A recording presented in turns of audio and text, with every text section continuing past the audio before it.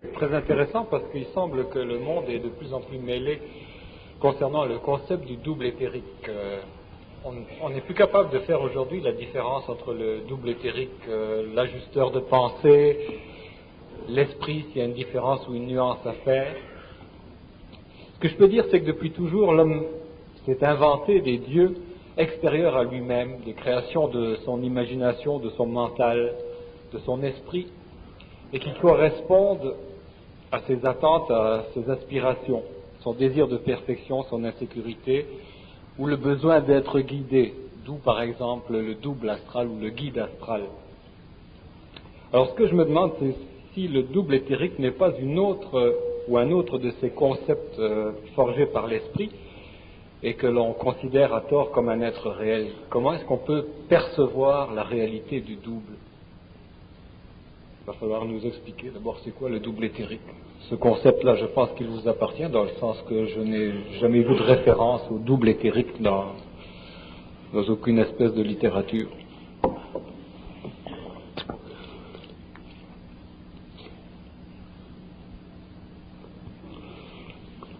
Il y a une dimension du psyché que je voudrais essayer de faire comprendre, saisir à l'homme. L'homme, c'est de l'énergie, l'être humain. Il possède un corps matériel que l'on identifie facilement. Il possède un corps vital que l'on aussi peut identifier facilement. Il a de l'émotion, il a de la mentalité. Tout ceci, on peut identifier. Bon. Tout ceci, c'est de l'énergie. Plus ou moins dense, mais c'est de l'énergie. Bon.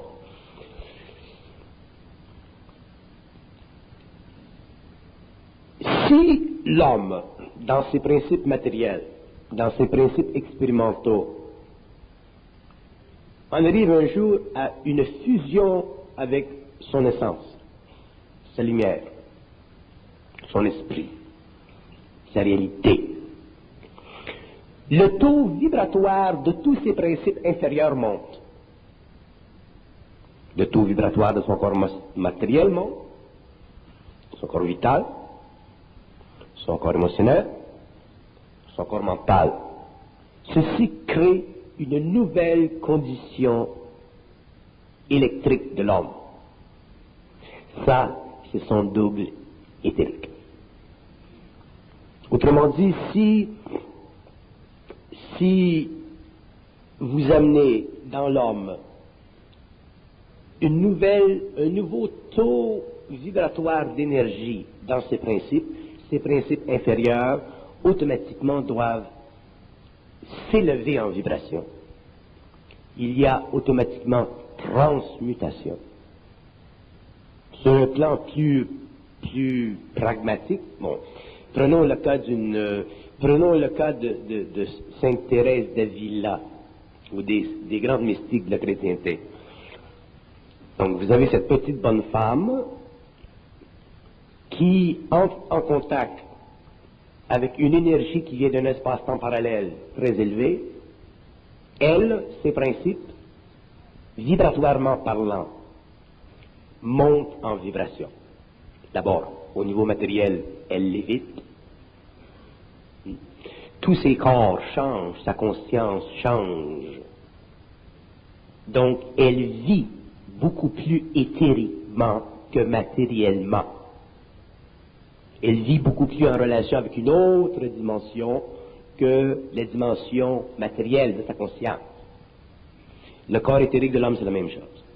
Plus l'homme va se conscientiser, plus il va subir la descente dans ses principes, sur le plan mental, émotionnel, vital et physique, de cette énergie qui est son essence, son esprit.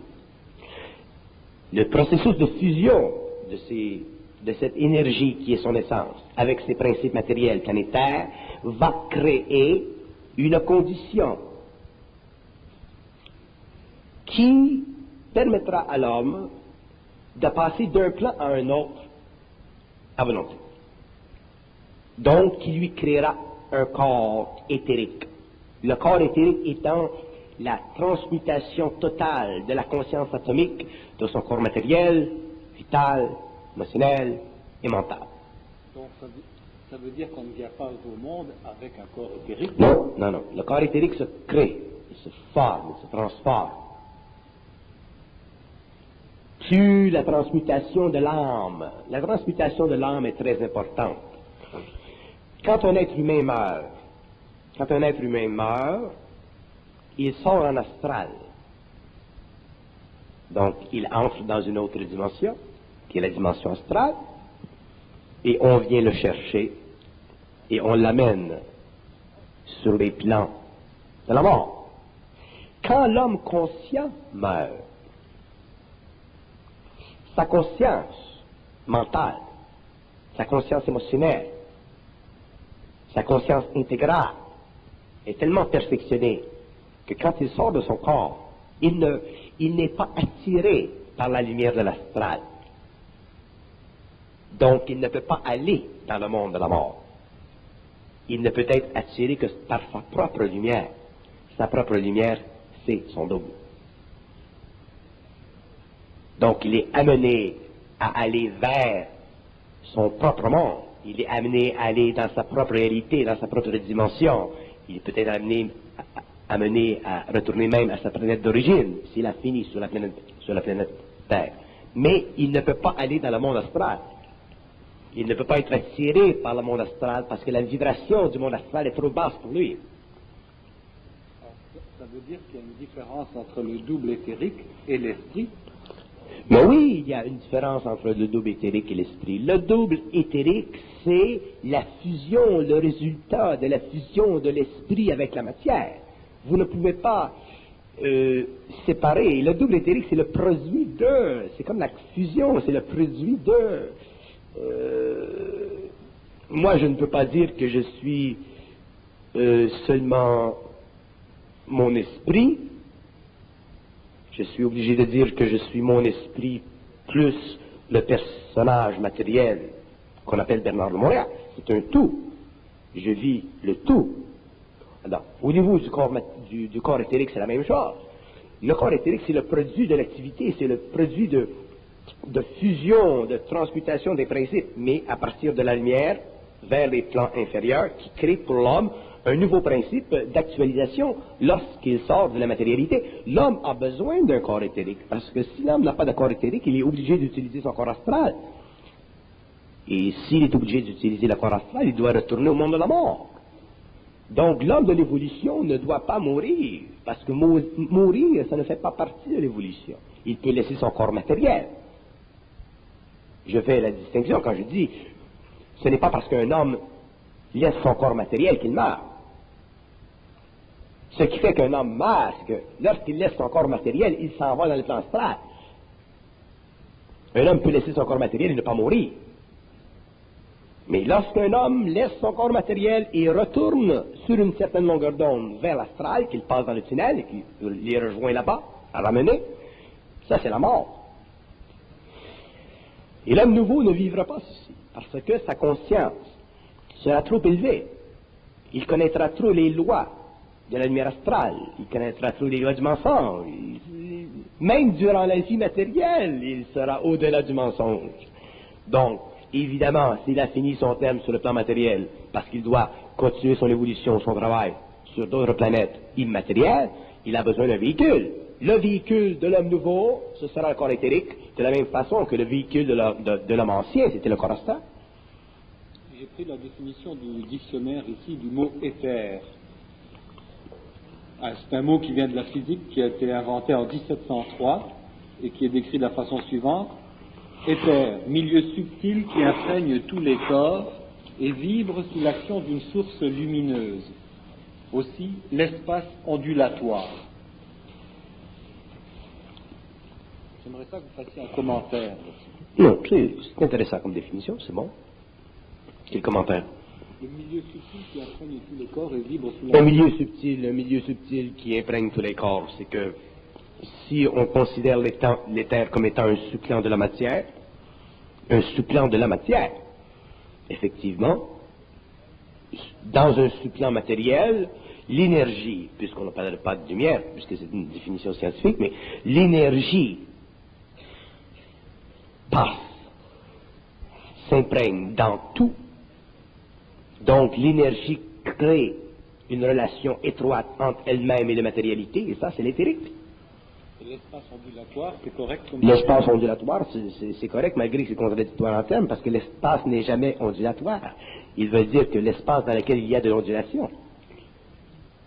Mais l'espace ondulatoire en lui-même, c'est une contradiction en termes. D'abord, l'espace ne naît pas d'une ondulation de la lumière. L'espace naît d'une perception rigoureusement éthérique de la stabilité mentale de l'énergie de la conscience atomique des corps matériaux, qui donne à l'homme la conscience spatiale de son existence. Nous n'avons jamais défini ce qu'est l'espace. Il y a plusieurs façons de parler d'espace. Qu'est-ce que c'est l'espace pour un chien? L'espace pour un chien, ça n'existe pas. Pour un chien, l'espace n'existe pas. Il est simplement perçu. Mais il n'existe pas. Pour un homme, il existe. Pour un chien, pour un animal, il n'existe pas, parce que pour que l'espace existe pour un animal, il faut qu'il ait la conscience de l'observation, de la faculté de perception, des dimensions rigoureusement limitatives de sa gestion par rapport à cet espace-là. S'il ne possède pas ceci, le chien, l'animal, vit en harmonie vibratoire avec l'espace. Donc, il ne va pas aller au-delà de ce qu'elle représente en tant que limitation matérielle. Tandis que l'homme, lui, peut essayer de dépasser les conditions purement limitatives de l'espace pour entrer dans une autre dimension. Donc, pour un animal, le concept de l'espace n'existe pas, ni pour la plante, ni pour le minéral. Donc, si le concept de l'espace n'existe pour l'homme, qu'est-ce que ça veut dire? Ça veut dire que l'homme est arrivé à un certain niveau d'évolution capable de lui rendre, écoutez bien ceci, capable de lui rendre ou de lui donner la facilité à accéder à un autre aspect de lui-même. La seule raison pour laquelle l'espace existe, dans le cadre de la limitation psychologique de sa qualité que nous lui donnons, c'est parce que nous avons à aller plus loin dans l'existence, dans la révélation, dans la conquête, dans l'évolution, afin d'amener notre science psychologique de l'espace, ou notre science physique de l'espace, plus loin dans la conversion de l'énergie vis-à-vis les corps matériaux qui la composent dans leur totalité intégrale. Donc l'espace pour l'homme matériel, je viendrai à l'aspect concret de ce que je veux dire quand j'aurai fini de parler. Pour l'homme matériel, l'espace n'est pas ce qu'il est en réalité. Il est ce qu'il est temporairement. Lorsque l'homme aura un corps éthérique, il aura une autre vision, qui ne sera pas matérielle dans le sens de celle que nous possédons aujourd'hui, qui sera une autre vision, qui lui donnera accès à un autre espace. Dans cette vision autre, l'homme pourra regarder dans l'espace que nous vivons sensoriellement aujourd'hui et voir que dans notre espace, il n'y a aucune,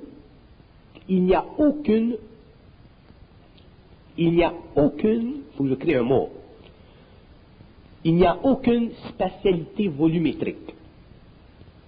La spatialité volumétrique est une conjoncture purement matérielle de nos sens primitifs animaux.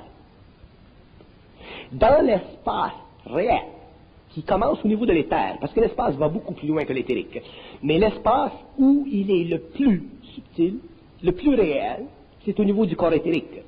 Au niveau du corps éthérique, la matière n'a pas de qualité spatiale volumétrique, donc un être humain peut facilement pénétrer n'importe quel royaume, matériel, plantaire, animal, et ainsi de suite, humain. Mais pour que l'homme puisse pénétrer dans une conscience fixe, matérielle, plantaire, animale ou humaine, il lui faut d'abord être capable de se créer un véhicule afin de pouvoir supporter l'absence de mouvement dans un médium qui est totalement lumineux. C'est comme si la salle ici était soudainement remplie de lumière, extrêmement intense, il faudrait que l'homme puisse être capable de soutenir l'absence de mouvement matériel dans cette intensité lumineuse et de volume. Ceci lui donnerait la capacité de sentir la lumière, donc au niveau de son esprit, de vibrer à sa fréquence, donc au niveau de son corps éthérique, commencer à se déplacer dans ses faisceaux. C'est ça le mouvement dans l'invisible. Mais nous avons un corps matériel qui est fonctionnel par rapport au royaume animal. Nous n'avons pas un corps matériel qui est fonctionnel par rapport au royaume de l'homme, parce que l'homme n'est pas encore arrivé sur la terre. L'évolution a servi à la création de la matière, du plantaire, de l'animal et de l'homme inconscient. Mais l'homme inconscient n'est pas un homme réel. L'évolution servira à créer l'homme réel, à perfectionner l'homme jupitérien et ensuite permettre que l'homme, au lieu de se propulser dans le temps pour avoir mesure expérientielle de cette dimension cosmique, il sera capable de s'incloser dans l'espace, ce qui lui permettra en tant que conscience d'investiguer toutes les propriétés matérielles qui existent sur le plan matériel, astral, mental, végétal, animal. Donc l'homme sera non plus un être organisé, il deviendra un être organisationnel. Tandis qu'aujourd'hui, nous sommes des êtres organisés. Nous fonctionnons en fonction ou par rapport à des lois qui sont cosmiques et qui régissent le statut humain planétaire de notre planète. Nous ne sommes pas des êtres qui avons la liberté de transiger, de changer ou d'altérer les lois de cause et d'effet. Nous sommes obligés de vivre sous les lois de cause et d'effet. Et ceci fait partie du fait que nous avons signé un contrat, nous avons un partnership, si vous voulez, avec le plan de l'astral qui est le plan de la mort. Vous savez, nous n'avons pas encore compris qu'est-ce que c'est le plan de la mort. Pour nous, la mort, c'est quelqu'un qui meurt et qui s'en va de l'autre côté, mais ça va beaucoup plus loin que ça. Le monde de la mort, c'est un monde dont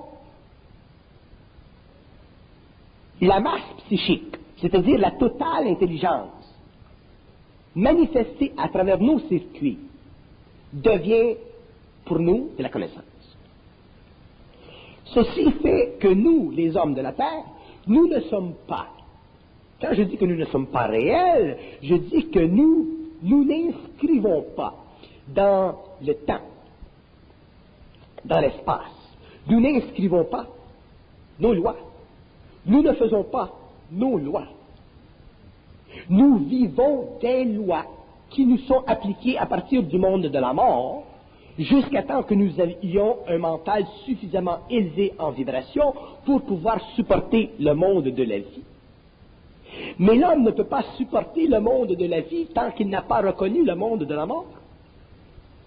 Donc nous sommes à une période aujourd'hui, évolution, transition, où l'homme se recherche dans le monde et où il sera amené au cours de la prochaine génération, des prochaines générations, à pouvoir vérifier par lui-même que le monde de la mort, qui dans le passé avait représenté la totalité de la masse psychique de l'humanité, à travers les actions communes de chaque homme, deviendra demain contesté par chaque homme, ce qui renversera la polarité du monde de la mort, ce qui fera en sorte qu'au lieu que l'homme réponde au monde de la mort à travers une conscience expérimentale, le monde de la mort répondra à l'homme à travers sa volonté créative et captive de l'énergie de sa propre lumière dans l'éthérique. Donc la mort deviendra pour l'homme au cours de la prochaine évolution une source énorme de pouvoir qu'il utilisera pour la science et la transmutation de la matière.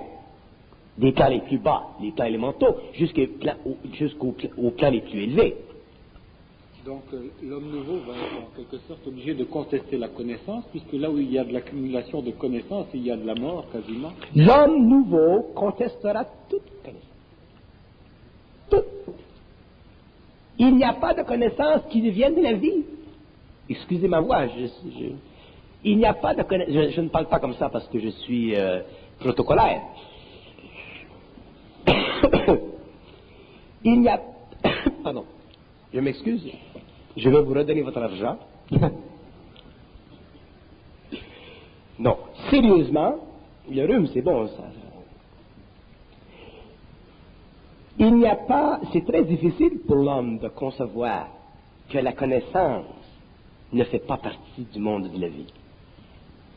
Parce que l'homme pense, et penser pour lui devient de la connaissance. L'homme en arrivera à voir la différence subtile entre une pensée imprimée et une pensée créée. Mais une pensée créée n'est pas une pensée pensée, est une pensée dite. Et l'homme s'habituera à dire sa pensée. Il ne la vivra pas dans le mental. Et c'est à partir de ce moment-là qu'il commencera réellement à réaliser et à changer le taux vibratoire de ses corps subtils. Il commencera à transmuter. Et ça se fera à partir du point où il aura compris une chose.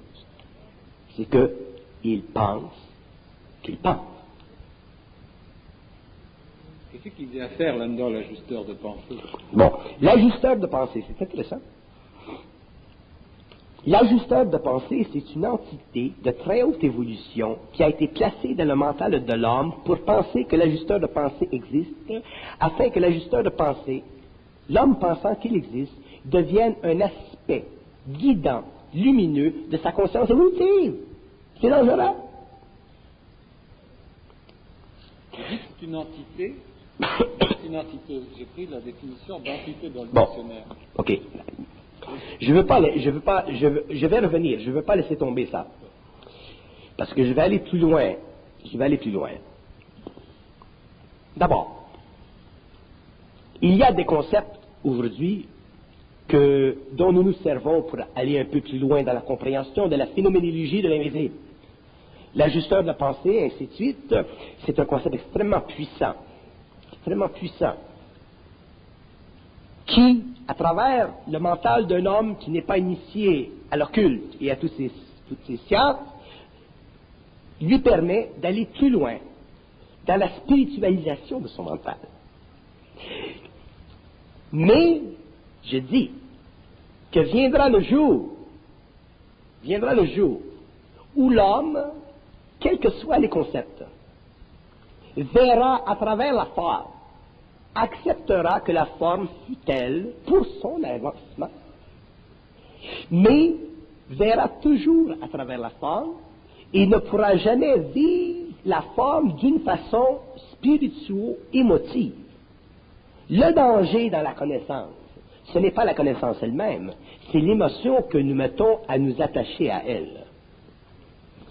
Il y a des concepts comme le concept de l'ajusteur de pensée, qui est un très très grand concept, probablement un des plus beaux concepts de la métaphysique occulte du XXe siècle. Mais, si l'homme reste prisonnier du concept de l'ajusteur de pensée, il ne réalisera jamais que l'ajusteur de pensée, c'est lui-même. Donc, il créera, et ça, il ne le verra pas, il créera dans le monde mental, ou dans la partie mentale de l'astral, il créera des formes, là. Et ces formes deviendront suffisamment puissantes pour vibrer dans son mental et lui faire croire, encore une fois, qu'il y a au-dessus de lui une hiérarchie. C'est ça le danger des concepts. Que ce soit le concept de l'ajusteur de pensée ou que ce soit n'importe quel concept occulte. Mais moi, je vous dis ceci parce que je suis dans une position où, pour moi, c'est facile de déchirer les voiles de la forme. Mais pour l'homme qui est en évolution et qui commence à entrer dans le processus de fusion, ce n'est pas facile. C'est pour ça que je suis obligé de dire que les concepts qui sont à la portée de l'homme aujourd'hui sont des concepts qui font partie des dernières tentatives des très hauts plans astraux de maintenir sur la conscience humaine le pouvoir de l'évolution à travers les plus hautes formes possibles de pensée, d'outils de compréhension. je ne peux pas vous parler plus clairement que ceci. J'essaie de faire comprendre que l'homme, l'être humain, est un être intégral. Il est intégral. L'homme n'a pas besoin de plus haut ou de plus loin ou de plus avancé. L'homme est déjà intégral. Mais il n'a pas réalisé son intégralité, donc il n'est pas intégral.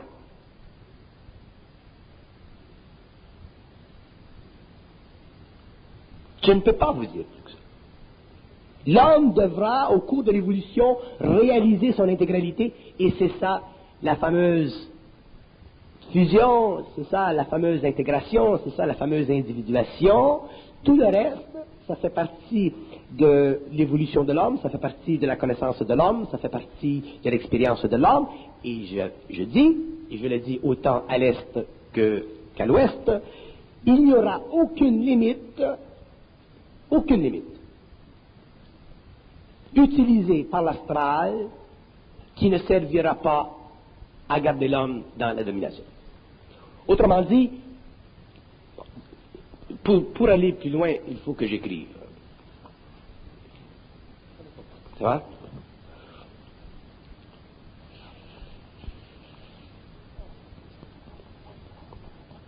Bon, l'astral, c'est la domination de l'origine. Je vais parler de ceci. Pensez origine. Aussitôt que vous pensez origine, vous êtes dominé. Aussitôt que l'homme pense origine, il est dominé, parce que aussitôt qu'il pense origine, il veut une loi de cause et d'effet pour expliquer l'origine. Il veut un commencement pour se fixer dans le temps. Donc, il veut une finalité pour percevoir la finitude de sa conscience. Imaginez-vous si l'homme est con. Il veut une finalité pour percevoir la finitude de sa conscience. Il n'est pas capable, parce qu'il n'est pas dans son essence, il n'est pas dans sa lumière, il n'est pas capable de supporter le fait que l'origine n'existe pas. Que ce qui est originaire ne fait que partie de la transformation graduelle au cours des époques de certaines conditions d'énergie émanant de certains niveaux d'intelligence à travers l'utilisation de certaines mémoires qu'on appelle le monde de la mort. Mais l'homme a beaucoup de difficultés à retourner et aller au-delà de ceci pour vivre sa conscience d'une façon intégrale. Et c'est pour ça qu'il a besoin de souffrir. Parce que quand l'homme souffre consciemment, je ne parle pas de la souffrance inconsciente, quand l'homme souffre consciemment, il est obligé d'apprendre quelque chose. S'il ne peut pas souffrir consciemment, il ne peut pas comprendre quelque chose. Si tu souffres consciemment, tu es obligé de comprendre quelque chose. Si tu souffres inconsciemment, tu peux ne pas comprendre. Mais si tu souffres consciemment, tu es obligé de comprendre. Et c'est pourquoi la souffrance que l'homme de l'évolution connaîtra, elle fait partie intégrale de la limitation psychique de son moi cosmique. Si l'homme vivait son moi cosmique, autrement dit, s'il vivait l'intégralité de sa conscience, s'il était dans l'essence de lui-même, s'il n'y avait aucune disparité entre ses plans, s'il était capable d'aller autant dans le mental supérieur que de vivre le matériel, s'il n'y avait aucune discontinuité dans sa conscience, l'homme ne connaîtrait pas la souffrance. Il serait capable de faire la synthèse, de comprendre et d'ajuster ses vibrations au fur et à mesure que le besoin s'en ferait sentir. Et il en arriverait. Alors, l'homme, c'est évident que l'homme ne peut pas passer à des expériences psychiques d'un autre ordre vite, ça se fait graduellement, mais il y a des clés pour qu'il en arrive à ceci, et l'homme en arrivera à ceci. Mais dans ce processus, il aura compris que toute énergie qui fait partie de l'évolution se convertit. Donc, quand je dis que toute énergie se convertit, je veux dire que toute façon de penser se convertit, toute façon de vivre l'émotivité humaine se convertit, et toute vitalité se convertit éventuellement à partir du moment où le mental et l'émotion sont dans un nouvel ordre de choses. Mais il faut que la conscience de l'homme soit convertie. C'est ça la transmutation. Mais l'homme ne peut pas convertir cette énergie parce qu'il a une attitude mentale, parce qu'il a fait de la philosophie supramentale. C'est la vie qui le forcera à convertir cette énergie. Si le double éthérique est par le biais du mental, de la pensée réflexive, etc., est-ce que le double éthérique n'existe pas, puisque fusion il n'y a pas eu? Le double éthérique fait partie de la construction d'un corps subtil. Le corps éthérique se forme et se forme et se forme au fur et à mesure que l'âme se déforme, se déforme, se déforme. Autrement dit, c'est comme si on disait, moins il y a d'âme dans l'homme, plus il y a d'esprit. Moins il y a d'âme, moins il y a de mémoire, plus il y a de transmutation d'énergie mentale, d'énergie émotionnelle, et c'est cette énergie-là, mentale et émotionnelle, qui crée le double éthérique. Alors, à partir de quel moment une personne peut réaliser un contact avec son double? Une personne n'a pas besoin de réaliser le contact avec son double. La personne vivra son double lorsqu'un jour il se tirera de son corps matériel. C'est quand tu sors de ton char que tu t'aperçois que tu es dans la rue. Donc, c'est comme si vous me demandiez quand est-ce qu'une personne peut réaliser qu'il est dans son corps astral. Bon, je dirais, si un soir il se couche et il se trouve accroché au plafond, il va réaliser qu'il est dans son corps astral. À partir de quel moment est-ce que le double éthérique a une consistance suffisante pour qu'on en ait connaissance? À partir du moment où, si vous voulez, vous pouvez lui donner une densification pour que quelqu'un vous voie. Si vous voulez, avec le double éthérique, l'homme peut se projeter dans le temps et dans l'espace et se projeter à quelqu'un et on le voit. Ah, Jean-Paul, il est venu hier soir, je l'ai vu au coin de la rue. Le double éthérique, c'est un corps matériel. C'est un corps qui fait partie des sous-plans de la matière.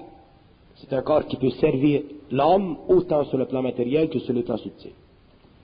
Bon, mais lorsque vous parlez sans avoir accès à votre mémoire ou à votre pensée, vous êtes en contact avec votre double éthérique? Ben oui, quand je parle sans avoir à utiliser mes pensées subjectives ou mon émotivité subjective, j'utilise mon cerveau éthérique.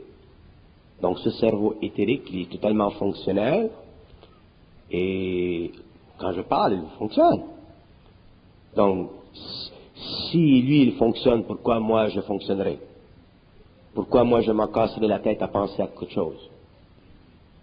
Moi, je suis bien plus intéressé à apprendre ce qu'il a à me dire. C'est comme un cerveau électronique, c'est comme une réserve, c'est comme une banque. Donc, si je veux savoir quelque chose, je le parle. Donc, je le sais. Bon.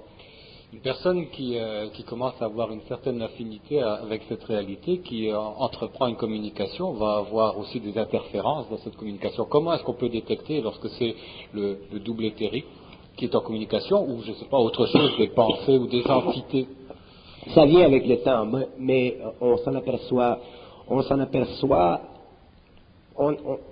La règle de mesure, c'est celle-ci. Vous savez, les Grecs disaient « connais-toi toi-même ».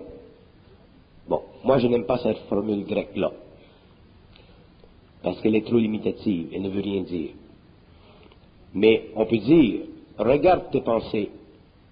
Regarde tes pensées. Quand tu penses quelque chose, regarde. Et si tes pensées sont réelles, tu le sais. Et si tes pensées ne sont pas réelles, tu le sais. Quand les pensées de l'homme sont réelles, il le sait. Quand elles ne sont pas réelles, il le sait.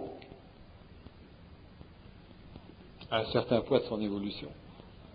Ouais, mais pas mal tout le temps. Mais c'est que le problème, c'est qu'il il ne réalise pas, mais il le sait. Un homme qui se ment, qui joue, il le sait. Il accepte, il le sait. Mais de côté, il le sait. Mais qu'est-ce que c'est qui le fait accepter, justement? C'est l'astral. Et l'astral, lui, est-ce qu'il n'interfère pas sur ce contact? Ben oui. L'astral, il peut faire n'importe quoi à l'homme, surtout si l'homme est faible, et ainsi de suite. Mais ce que je veux dire, c'est que la pensée prend son origine sur les plans très très élevés de l'homme, et elle passe, et elle descend, et elle est astralisée. Mais l'homme, l'ego, dans sa relation avec lui-même, il sait si il ne se fait pas prendre dans le jeu de l'astral. Il le sait. Mais c'est parce qu'il l'accepte. Un homme qui est réel dans son mental, il doit supporter la réalité de son mental, donc il ne peut pas faire autrement que savoir s'il est réel ou s'il n'est pas réel. Parce que être réel n'a rien à voir avec la vérité et le mensonge. Être réel veut dire être capable de supporter la plénitude de son propre esprit. Et ceci, ce n'est pas facile si l'homme n'est pas suffisamment fort dans le mental pour le faire ou fort dans l'émotion pour le subir. Bon, il y a des gens, en tout cas, il semble qu'il y ait des personnes qui aient compris ce rapport et qui ont institué des techniques telles que, par exemple, la dianétique, qui, dont le but est justement de mettre la personne au clair, autrement dit, de contacter sa propre réalité au travers des interférences, au travers des entités, au travers des impressions et au travers aussi de ce qu'ils appellent, eux, des engrammes qui sont des traces qui sont laissées dans la mémoire par le passage d'une expérience sous l'effet d'un choc, etc. Est-ce que vous-même vous donnez du crédit à ce genre d'expérience technique? Moi, je ne donne jamais de crédit à rien. Comment Je donne voyez-vous simplement du crédit. Je ne peux pas donner de crédit, parce que je peux critiquer n'importe quoi. Mais ce que je fais, c'est d'expliquer comment l'homme fonctionne psychiquement, mémoriellement, au niveau de l'âme, au niveau de l'énergie, au niveau du plan mental. Je veux que l'homme sache qu'il pense qu'il pense. Moi, je sais que ceci, c'est la clé de la prochaine évolution. Ça, c'est la première chose. Ensuite, tout le reste, l'homme peut évaluer. Si l'homme sait qu'il pense, il peut évaluer n'importe quoi. Il peut évaluer n'importe quelle méthode, n'importe quelle philosophie, n'importe quoi. Parce qu'à partir du moment où il sait, où il réalise qu'il pense, il sera obligé de vivre sa pensée à deux niveaux. Soit le vivre à un niveau où il vit systématiquement de la désinformation, ce qui est astral, ou il vivra à un autre niveau où il est obligé de parler pour savoir, ce qui est l'aspect mental de la nouvelle conscience humaine. Donc à partir de ce moment-là, il se créera une séparation dans le mental de l'homme, et l'homme pourra regarder n'importe quelle question, comme celle que vous me parlez, celle que vous me demandez vis-à-vis de cette science, et il parlera la réponse. S'il pense la réponse, il sera stabilisé. C'est impossible à l'homme de savoir en pensant. C'est une impossibilité à l'homme de savoir en pensant, parce que savoir, ça fait partie de l'évolution, ça fait partie de la création de la lumière de l'homme, ça ne fait pas partie de la réflexion, ça ne fait pas partie de la relation entre l'homme et le monde de la mort. Donc, c'est impossible pour l'homme de penser pour savoir, ou de savoir en penser. L'homme peut simplement penser pour attirer vers lui des niveaux de vibration, de forme de pensée, plus ou moins subtils, mais qui seront utilisés quelque part au cours de son expérience par des entités pour le développement d'une relation encore plus subtile entre l'homme et ses entités. Et lorsque vous tombez dans des méthodes, il y va de ceci. L'homme doit confronter toutes les sciences que nous avons sur notre planète, toutes les sciences ésotériques, toutes les sciences mentales, toutes les sciences. L'homme doit confronter les entités astrales qui sont responsables de ces sciences pour savoir où il en est vis-à-vis de ces sciences. Sans ça, il n'a aucune porte de sortie. Bon, on revient. Vous me parlez d'un engramme. Bon. Oui. Je vais vous dire qu'est-ce que c'est un engramme, d'après moi, non pas d'après ceux qui en parlent. Je vais vous l'écrire.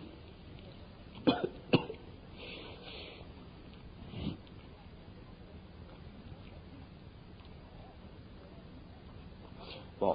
Un engramme, c'est la déformation systématique d'une mémoire utilisée par l'âme pour le bénéfice de certaines intelligences dans des mondes qui font partie de l'organisation psychique de l'homme sur la Terre. Donc, un engramme utilisé d'une façon positive détruit le mental humain en juxtaposant le mental animique pour la performance sur le matériel des forces de domination. Ça, c'est l'engramme. Ça met la cause à l'extérieur, ça met pas Ça met toujours la cause à l'extérieur. Et le danger, il est là.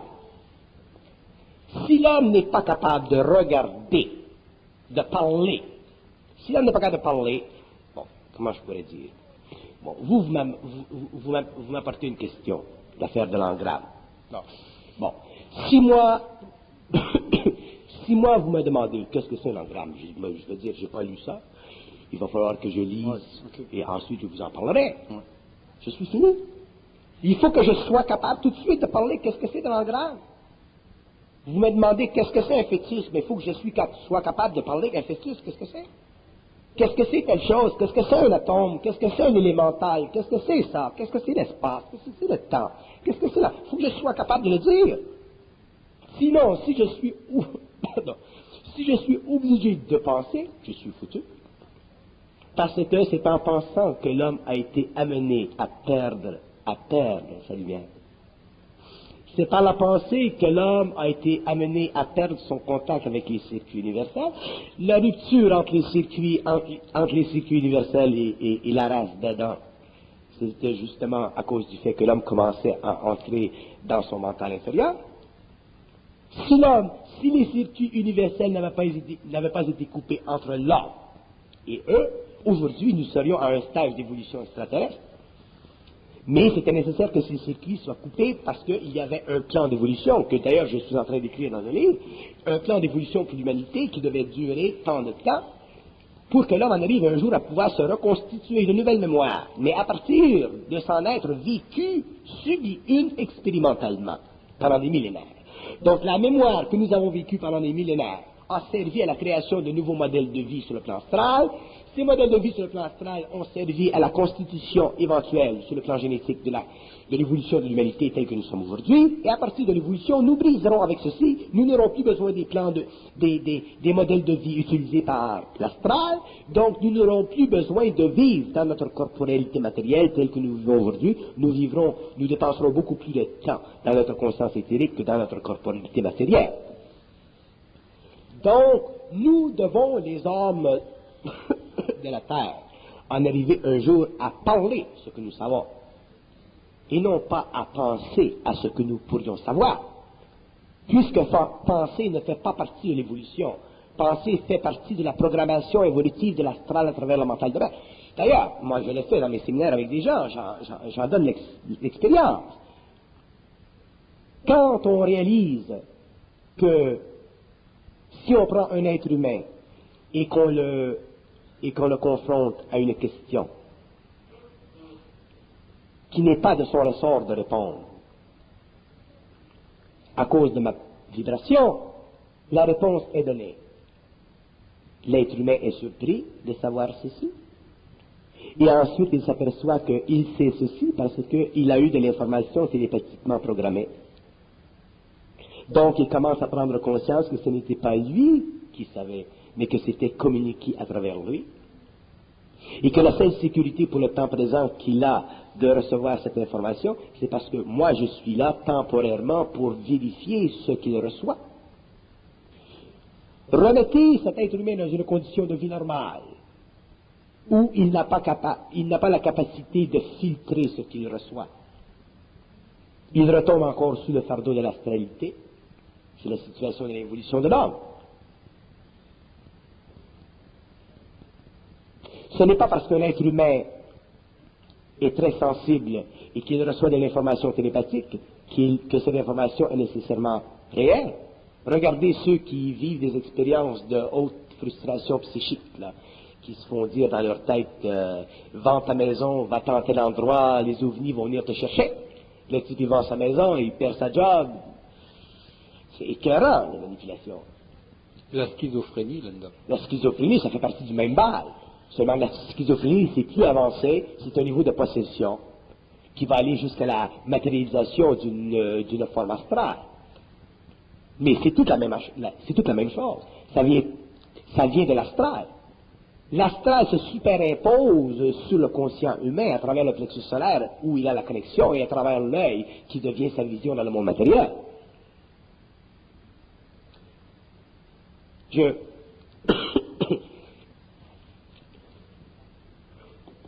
Expliquez-moi pourquoi je suis réfractaire au mot entité.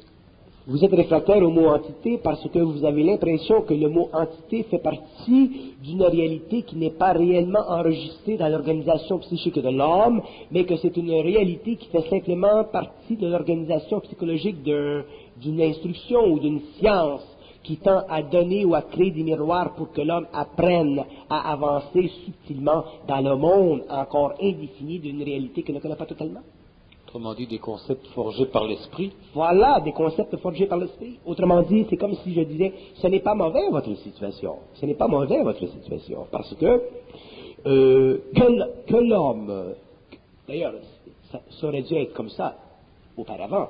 Si les hommes s'étaient méfiés auparavant, aujourd'hui, on serait peut-être plus avancé. Mais,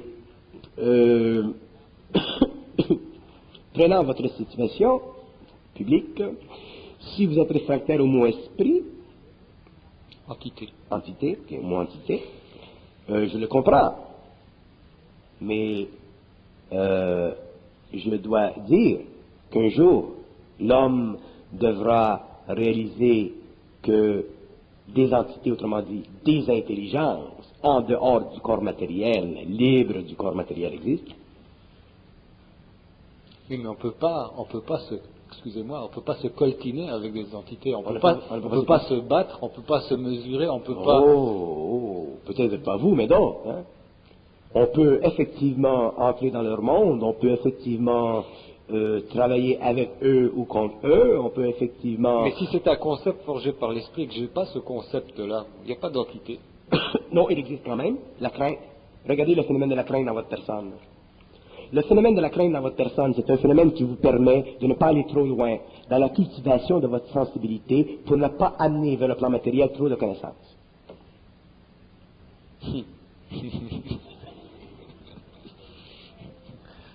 Ce phénomène de la crainte, il est cultivé par quoi? Il est cultivé par de très très hautes entités parce que vous avez contact avec un très haut niveau d'entité. Quand je parle d'entité, je ne parle pas d'entité simplement dans le sens négatif.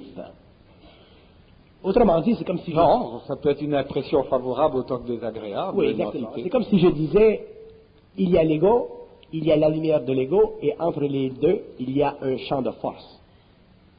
Dans ce champ de force, il y a ce que j'appelle des entités, autrement dit des intelligences qui ne sont pas corporelles.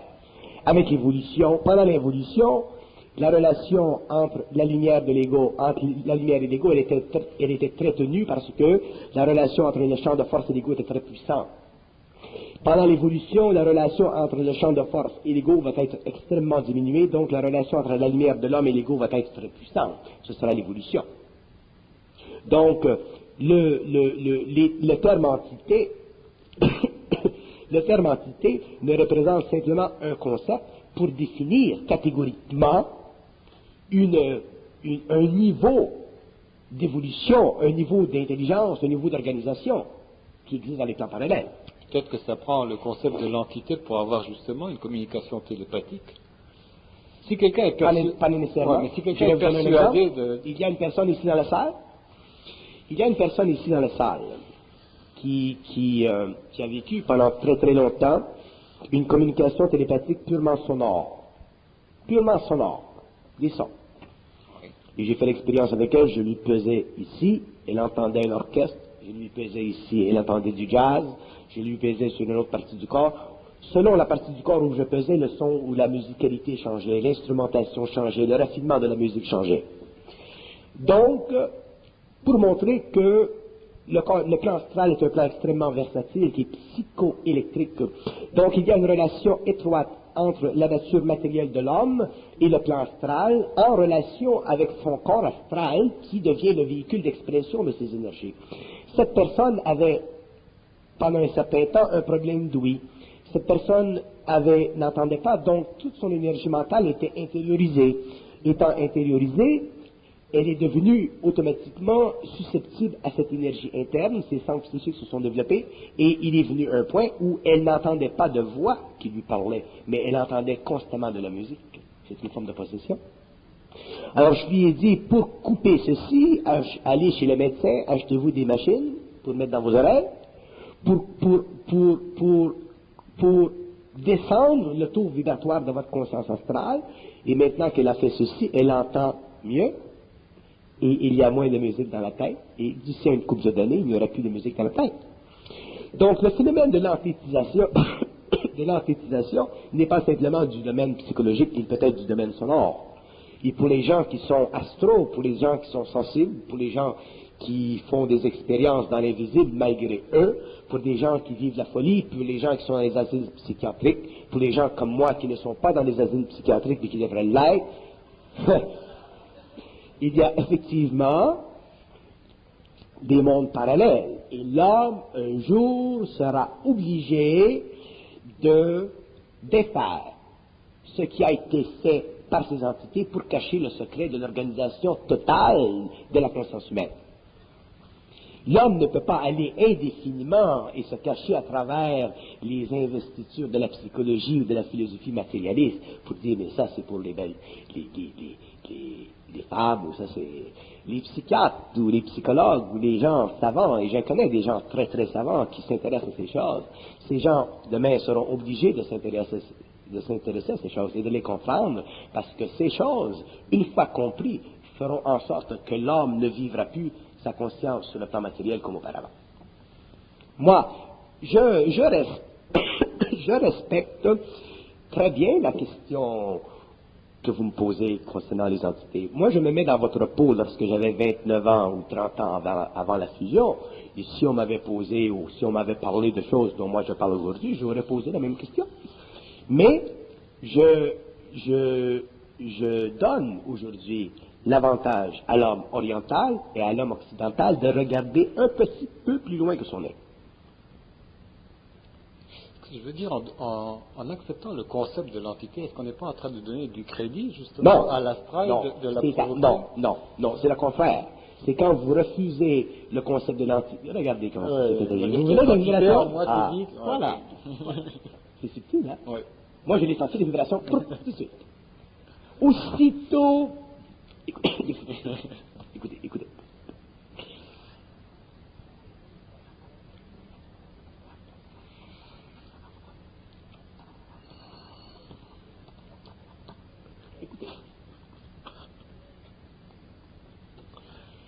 La lumière, ce qu'on appelle la lumière, c'est la force créative dans l'homme, ok? Elle est prépersonnelle. Elle fait partie de l'homme, intégrale. La lumière n'a aucune relation avec la réalité. La lumière n'a aucune relation avec la réalité. La réalité est l'expression de son mouvement dans le temps et dans l'espace. Quand l'homme vivra la lumière, il vivra la création des conditions spatio-temporelles de son psychisme. Donc, il sera libre à explorer toutes les dimensionnalités spatio-temporelles de sa réalité. Donc, que ce soit une réalité matérielle, psychique, vitale, mentale, émotionnelle, astrale, mortelle. La lumière, c'est un mouvement d'énergie créative. L'homme doit être réceptif à cette énergie puisqu'elle fait partie de lui, puisqu'elle le constitue. Mais, problématiquement, à cause de son évolution, l'homme ne vit qu'une très faible partie de cette énergie. Pourquoi? À cause de sa mémoire. Pourquoi? À cause de son âme. Pourquoi? À cause de ses liens émotifs avec la mémoire de l'humanité. À cause de ses liens avec le besoin de connaître le vrai et le faux. C'est le plus grand outil de l'astral. L'homme doit avoir la force de définir le réel. L'homme ne peut pas subir la définition du réel à partir d'une pensée qui lui est imposée par programmation. Il doit lui-même définir le réel. Et lorsque l'homme vit lorsque l'homme vit son énergie, à quelque niveau que ce soit, qu'il parle de science, de physique, de génétique, de lumière, d'âme, de n'importe quoi, lorsque l'homme vit cette énergie et qu'il la rend par la parole, il ne peut pas la rendre plus grande qu'il peut la supporter. C'est impossible. Moi, je ne peux pas parler plus dans le monde que je puis supporter de cette lumière. Sinon, je crève. Donc, dans 2 ans, je parlerai plus. J'aurai plus de force. Dans 10 ans, j'aurai plus de force. Pourquoi est-ce que j'écris entité égale espace mental? fusion égale vide mental. Où est l'entité dans le vide mental de la fusion? Entité égale espace mental, parce que l'entité vit dans le mental de l'homme. L'entité vit. Oui. Le monde, Mais dans votre cas, si vous vivez du vide mental, si vous êtes le produit, le double éthérique de la fusion, donc du vide, de l'absence, oui. où est l'entité là-dedans? Comment pouvez-vous communiquer avec des entités si vous n'avez pas de... S'il y a un vide mental, il faut que vous créiez quelque chose, une forme? Non, je crée par la parole, je communique par la parole. À ce moment-là, est-ce que vous ne créez pas l'entité par la parole? Non. Comme un support? Oui, c'est intéressant, votre question est intéressante. On ne peut pas créer une entité par la parole, parce que la parole ne sert pas à créer une forme, elle sert à déplacer de l'énergie. La pensée, elle, sert à créer une forme. Mais la parole ne sert pas à créer une forme, elle sert à déplacer de l'énergie. C'est pourquoi la parole demain sera pour l'homme sa plus grande sécurité, parce qu'elle ne crée pas dans le monde mental de l'homme de matérialité ou de substances qui peuvent être utilisées par les entités contre lui. C'est pour ça que l'homme qui a la parole n'a plus besoin de connaissance. C'est pour ça que l'homme qui a la parole peut vivre dans le vide mental. C'est pour ça que l'homme qui a la parole n'a pas besoin de penser. C'est l'homme de demain. Tandis que l'homme qui vit par la pensée, il est obligé de nourrir les entités qui font partie de son espace mental. Et plus ces pensées changent, se transmutent, plus elles deviennent intelligentes, plus ces entités deviennent intelligentes. Bon. Si on essayait de mettre le doigt sur le caractère d'une entité, pouvez-vous me spécifier des entités, là, au niveau peut-être psychologique, au niveau des impressions? C'est quoi ces entités-là? Ok. C'est très intéressant cette question. Vous venez au monde dans une famille pauvre. Votre père, c'est un homme autoritaire, tête de cochon. Votre mère, c'est une femme qui est bonne, mais faible. Vous grandissez. Et l'autorité de votre père vous marque. Elle vous marque.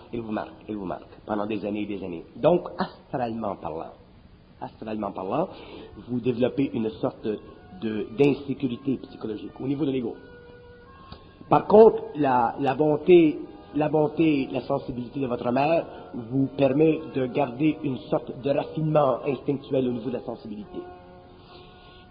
Au fur et à mesure que vous avancez dans la vie, et que vous allez dans le monde, et que vous allez chercher de la pensée, ou que vous nourrissez des pensées, les pensées que vous allez nourrir seront en fonction de votre force et de votre faiblesse.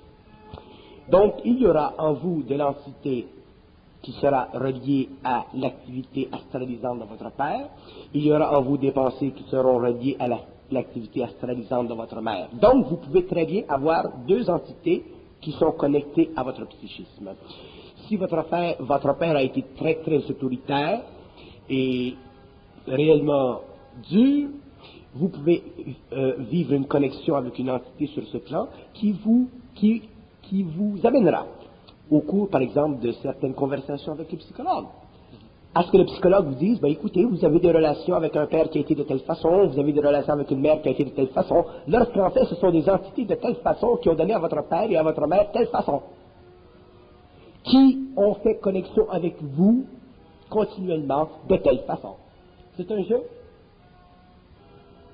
C'est un jeu. Et c'est ça que l'homme nouveau découvrira. C'est un jeu. Moi, je connais des gens qui se sont, pendant des années, flagellés de leur tempérament, de leur caractère, et ainsi de suite.